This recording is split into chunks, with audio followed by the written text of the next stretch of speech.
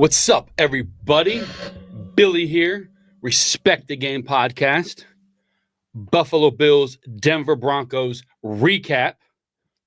Follow us on the socials at the RTG podcast. What's up, Bills Mafia? Great Monday. Bills win. Wildcard weekend. Success.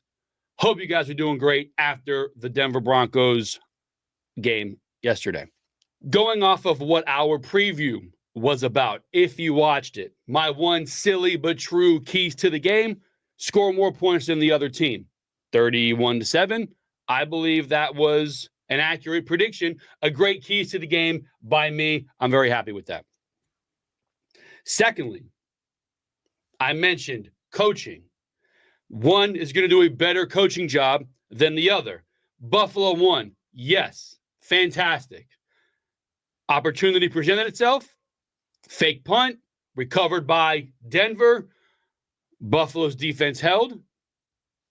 But the coaching was there.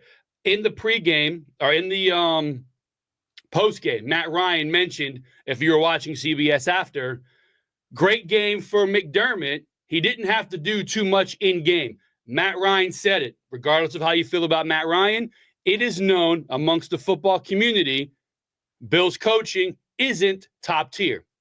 Buffalo won. We're bypassing the coaching until the preview of the Ravens game. But until then, we mentioned Sean Payton trying to do what Sean Payton does. He had some opportunities. Buffalo rose to the occasion. Yes, that's good coaching. Sure, you can have it against the rookie quarterback. You can have it. I said Buffalo, I wouldn't be surprised if they lost, but predicted or said they would win by about 17 or more. I saw double digits. It could even be more than 17. That came true. Now, I wasn't shocked that Buffalo could lose. They come out slow. They come out lackadaisical at times. This game, it happened. They came out slow. Big bomb over the top, touchdown, 7-0, and then 31 unanswered. Again, fantastic. Defense showed up, shut down the offense of the Denver Broncos, but Buffalo did come out slow. It was, 10-7 at the halftime? That's a slow start at home in a wild card game when you're the second seed, okay? You don't want to overestimate your opponent. I'm with you. And if you listen to Romo and Nance, Denver's hanging around, getting a confidence boost. That's scary for Buffalo.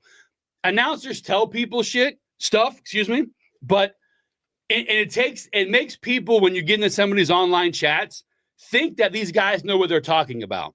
Yeah, they played. I'm not discounting that. But nobody here knows what is going on down there. Denver's thinking, we're only down by 3. We can take this.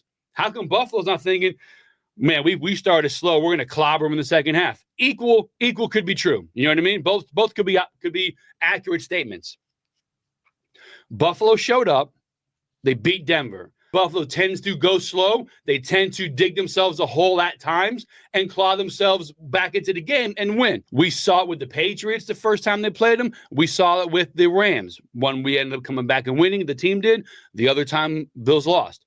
That being said, they could start slow. They could dig themselves a hole, and it could be a problem. I was confident the rookie was not going to excel in Buffalo on the road playoff game, and that happened. I thought they could easily win by 17, by double digits. That happened. Let's check the statistics. Here we have the stats here. First quarter, 7-3. Denver, Buffalo scores in the second quarter. 11 points in the third quarter. 10 points in the fourth quarter. Buffalo took over. They got to 31-7. Go team. Let me shrink this down a bit so we can all see it. Oh, there it is. Okay. Rushing, the deal. Let's see. Bo Nix was 13 of 22, 144 yards, 1 touchdown. Got sacked twice. Nothing too crazy. Allen, 20 of 26, 272, 2 touchdowns, was sacked twice again. Top sack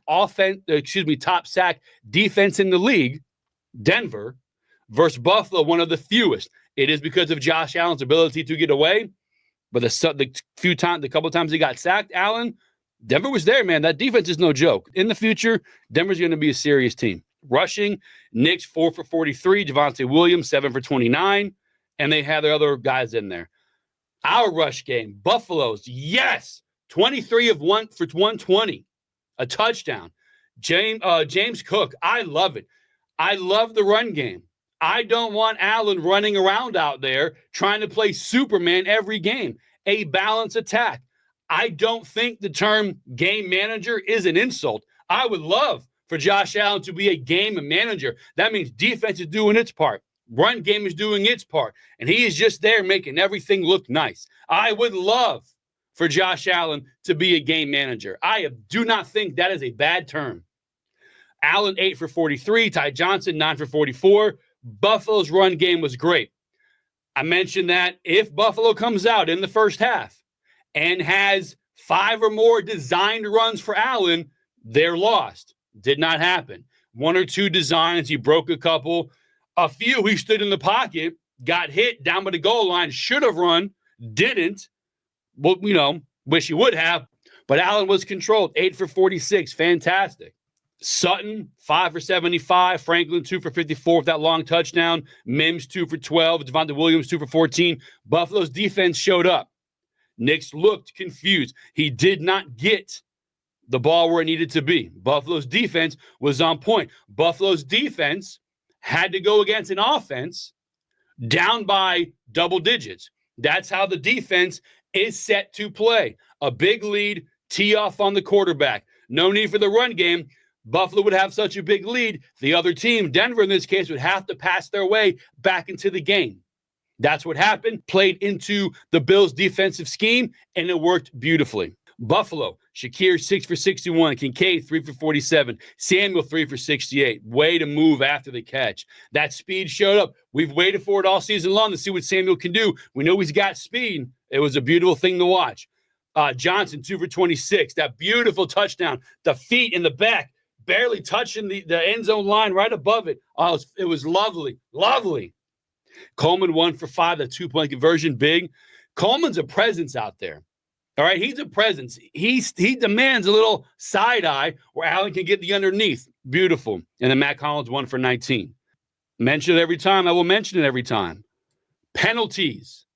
We had one drive, offsides. There was holding or something. It killed the drive. It was right before the end of the first half. Buffalo was kind of moving. Penalty, 3rd and 31 or something like that. Denver's not that good of a team. The Ravens are that good of a team. Blowing a drive at the end of the half where you could potentially score, take time off the clock, come out of halftime with the ball and try to score again, potentially a 14-point swing, that is big. To have that drive killed by penalties, giving Denver the ball back with about a minute or so left with timeouts, that's a problem. Penalties are a problem. Oh, they're only 5 yards. All this, we won the game against the 7th seed rookie at home. The penalties killed that drive before half. It is an issue. Stop saying it is not. It is. 7 for 45 for Buffalo. And penalties for the Broncos, 3 for 27. Oh, but what about that missed holding? Stop depending on the refs to make the calls, okay? Luckily, it wasn't a tight game, and that missed holding on Kincaid in the end zone didn't come back to bite the Bills in the ass. Luckily, it wasn't a close game where the Bills were dependent on a penalty. Blow a team out, miss all the calls you want. You won't need to rely on the refs if you do your job on the field.